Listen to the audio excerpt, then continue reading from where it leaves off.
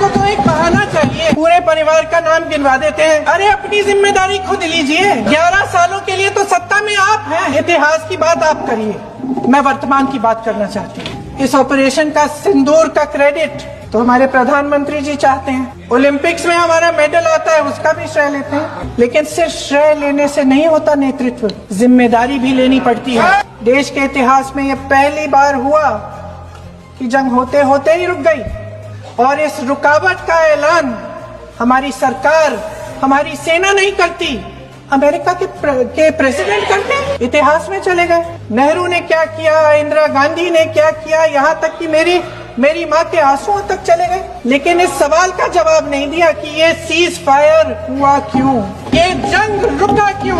गृह मंत्री महोदय ने यूपीए सरकार के समय के आतंकवादी हमले गिने तो लगभग 25 गिनवाए थे अभी अपने भाषण में। इस गुट ने कश्मीर में 25 हमले 2020 और 2025 के अंदर 2008 के मुंबई के हमलों का जिक्र किया, बार बार कहा कि मनमोहन सिंह जी की सरकार ने कुछ नहीं किया।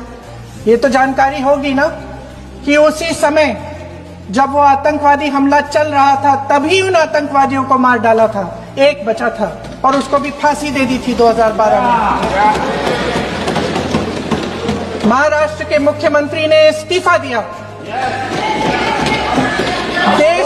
देश के गृह मंत्री ने जिम्मेदारी लेकर इस्तीफा दिया।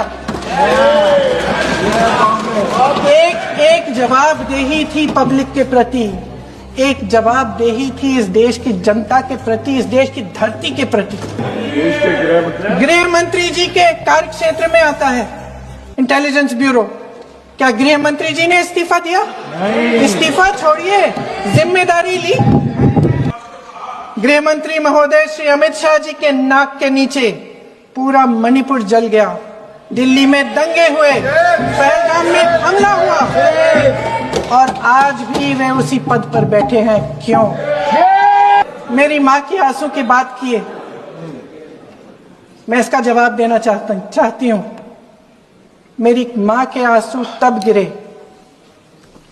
जब उनके पति को आतंकवादियों ने शहीद किया, जब वे मात्र 44 साल की थी। और आज अगर मैं इस सदन में खड़ी हूं और उन 26 लोगों की बात कर रही हूं, मैं इसलिए कर रही हूं क्योंकि मैं उनका दर्द जानती हूं, महसूस करती हूं। उस दिन पहलगाम में 26 परिवार उजड़ गए, उनमें से 25 भारतीय थे।